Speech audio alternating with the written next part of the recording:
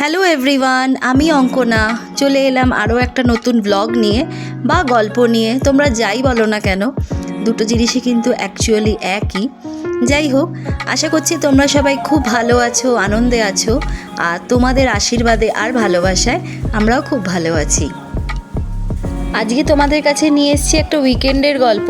আজকে দিনটা শনিবার, রিশানদের আজকে সুইমিং ক্লাস ছুটি, কারণ ওদের ক্লাবে একটা কম্পিটিশান আছে। রিশান আর সোমদেব বাড়িতে ঘুমোচ্ছে, আর আমি এই ফাঁকে চলে এসেছি স্টার বাজারে কয়েকটা জিনিস কিনবো।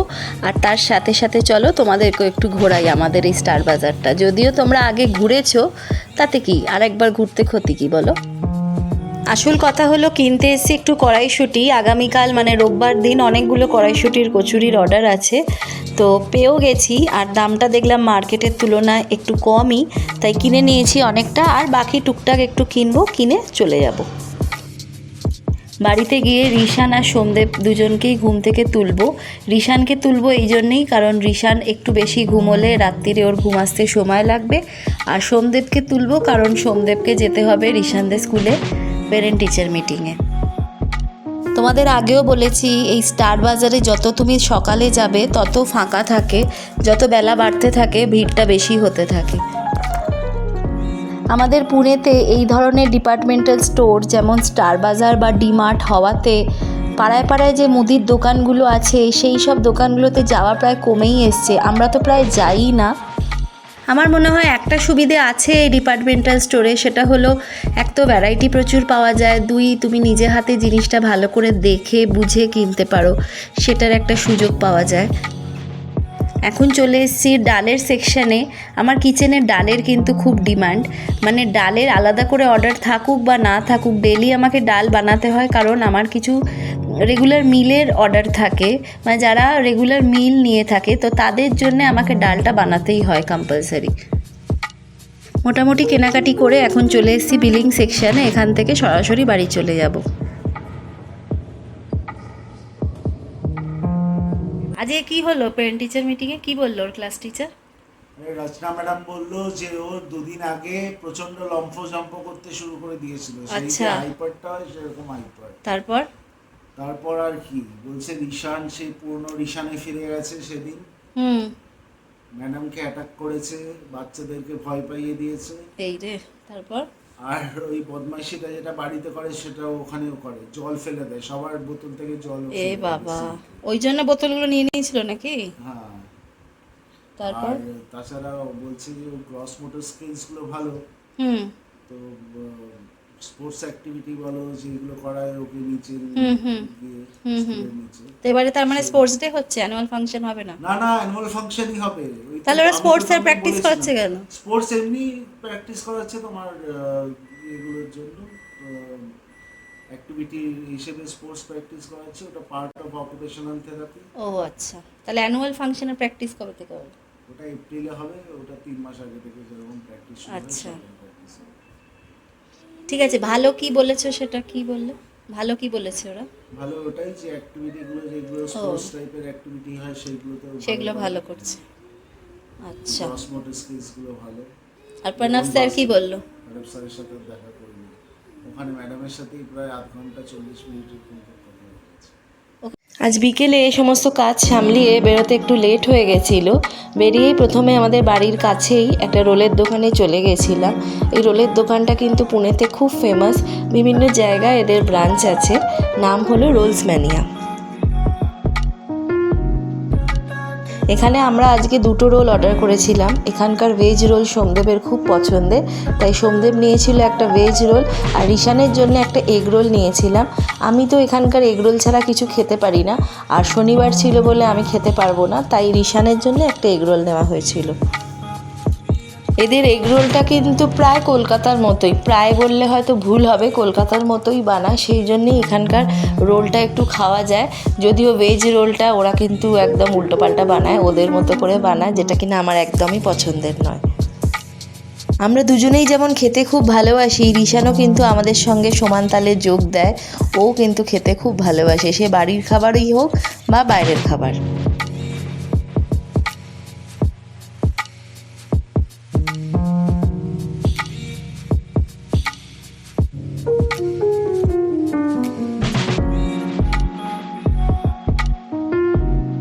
আজকে বাড়িতে ডিনার বানানোর কোনো প্ল্যান নেই।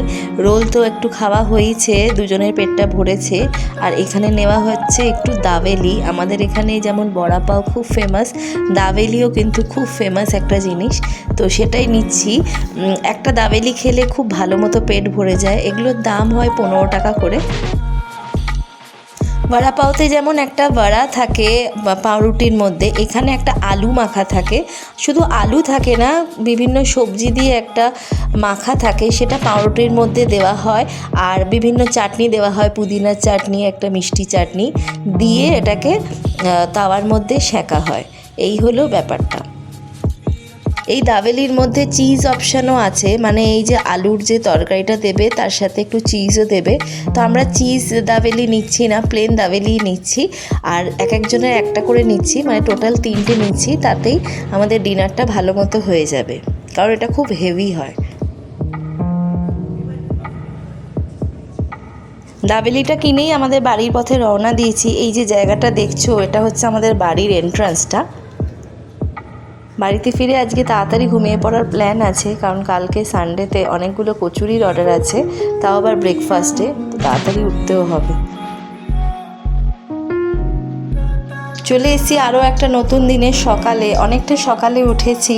আর দেখো, প্রথমেই ময়দাটা মাখা হয়ে গেছে, এখানে আলুর দম তৈরি হয়ে গেছে।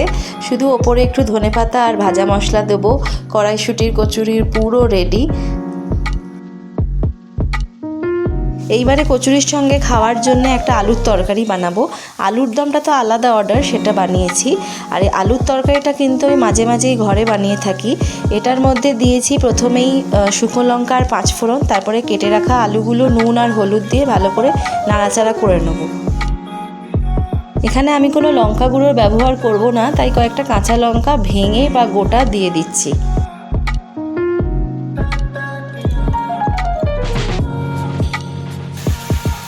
এরপরে অল্প একটু আদা গ্রেট করে আবার সব কিছু ভালো করে মিশিয়ে নেব।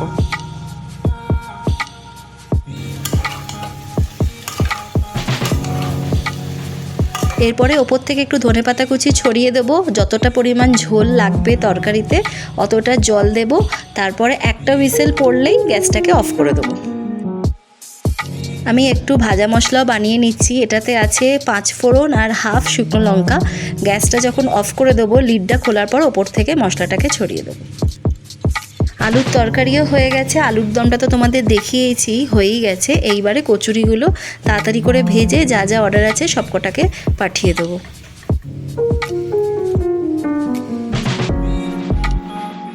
ফার্স্ট রাউন্ডের কচুরি ভাজা কমপ্লিট হয়ে গেছে। ফার্স্ট রাউন্ড এই জন্যেই বললাম, কারণ কিছু কাস্টমার বলেছে আগে পাঠিয়ে দিতে, আবার কিছু কাস্টমার বলেছে পরে দিতে, তাই সবটা একসঙ্গে না ভেজে যারা যেরকম বলেছে সেইভাবেই ভাজছি আমি।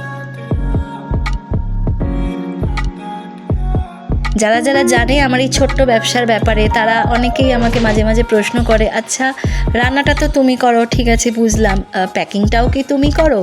তো তাদেরকে আমি বলি যে হ্যাঁ, প্যাকিংটাও আমি করি। তো তারা বিশ্বাস করতে চায় না, কিন্তু আসলে আমিই করি।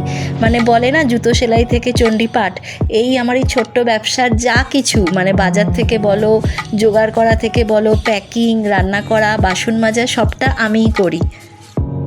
এক কথায় বলা যেতে পারে এই ব্যবসার মালিকও আমি, এই ব্যবসার চাকরও আমি, সব কিছু আমি। মোটামুটি ফার্স্ট রাউন্ডের প্যাকিং সব কমপ্লিট হয়ে গেছে। এখন ডেলিভারিটা বুক করব। ডেলিভারির ব্যাপারে একটু বলি, এখন বিভিন্ন ধরনের অ্যাপ আছে যেখানে পিক আপ পয়েন্ট আর ড্রপ পয়েন্ট তুমি মেনশন করে দিলে সেখান থেকে ওরা এক্সিকিউটিভ পাঠায়, যারা কিনা একেবারে ডোর স্টেপে এসে তোমার পিক আপটা করবে, করে আবার তোমার ডেলিভারিও করে দেবে। আর এই ডেলিভারি বয়ের পেমেন্টটা আমি যখন ডেলিভারিটা বুক করি তখন আমাকে দেখায়। সেই অ্যামাউন্টটা আমি সামনের যে কাস্টমার যার কাছে খাবারটা যাবে তাকে অ্যামাউন্টটা মেনশন করে দিই। সে যখন খাবারটা পাবে তখন সে ডেলিভারি বয়কে পেমেন্টটা করে দেয়।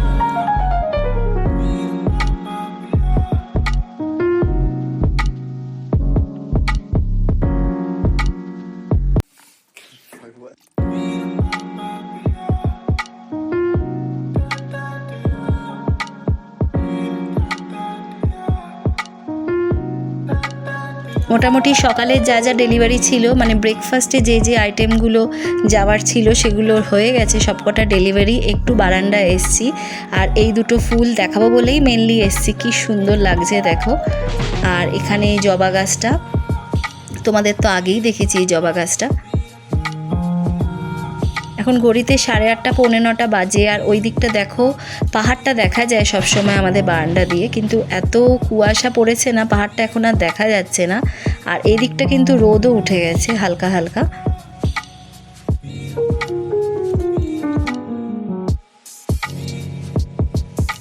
ব্রেকফাস্টে অনেকগুলো অর্ডার ছিল বলে আজকে আমি সুইমিং ক্লাসে যেতে পারিনি। সোমদেব আর রিশান ওরাই গেছিল, এখন ফিরে এসছে। ওদের প্রথমেই আজকে ব্রেকফাস্টটা খেতে দিয়েছি।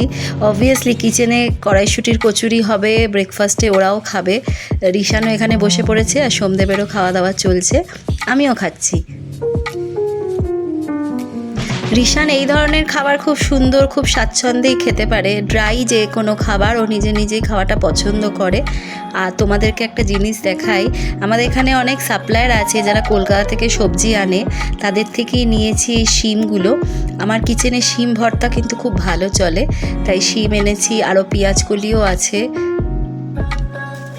আজকে ব্রেকফাস্টে অনেকটা অর্ডারের চাপ ছিল, বাট একদিকে ভালো হয়েছে, লাঞ্চে অর্ডারের চাপটা অনেকটাই কম। অর্ডার ছিল 3টে ছিল, বাট অনেকটাই চাপ কম। দাঁড়াও তোমাদেরকে একটা জিনিস দেখাই।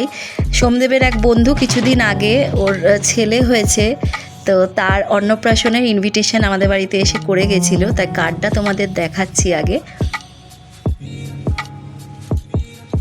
পশ্চিমবঙ্গের বাইরে থাকার জন্যে বিয়েবাড়ি বা জন্মদিন বা যে কোনো অনুষ্ঠানে নেমন্তন্ন পাই, বাট যাওয়ার উপায় তো থাকে না।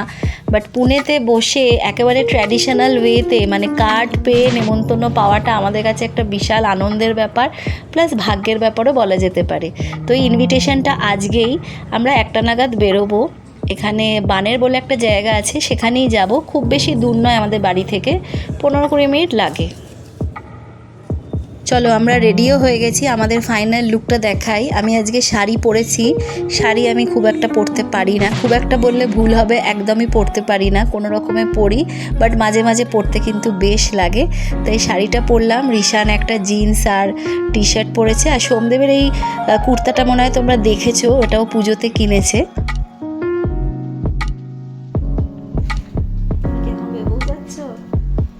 হ্যালো বলে দাও, হ্যালো বলো, এইভাবে হ্যালো বলো, হ্যালো হ্যালো।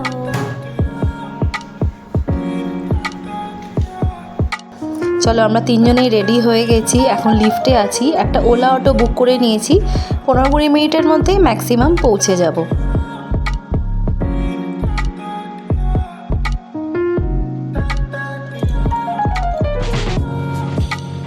কোথাও বেরোনোর থাকলে রিশান এত বেশি খুশি হয়ে যায়।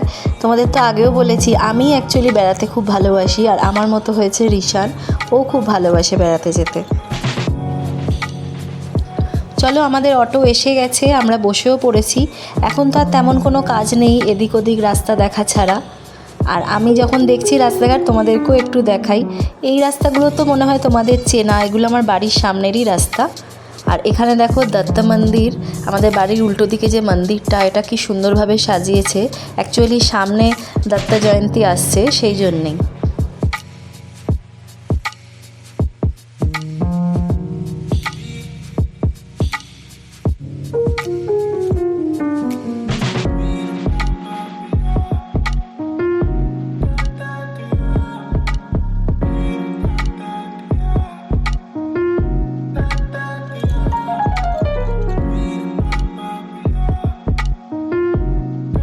আমরা ভেন্যুতে চলে এসেছি, আর তোমাদেরকে প্রথমে একটু ডেকোরেশনটা দেখাই। এটা ওদের সোসাইটিরই কমিউনিটি হল, ওইখানেই ওরা অ্যারেঞ্জমেন্টটা করেছে।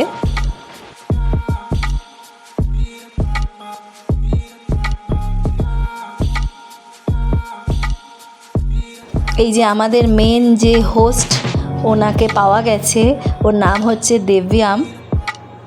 কি মিষ্টি না বাচ্চাটা।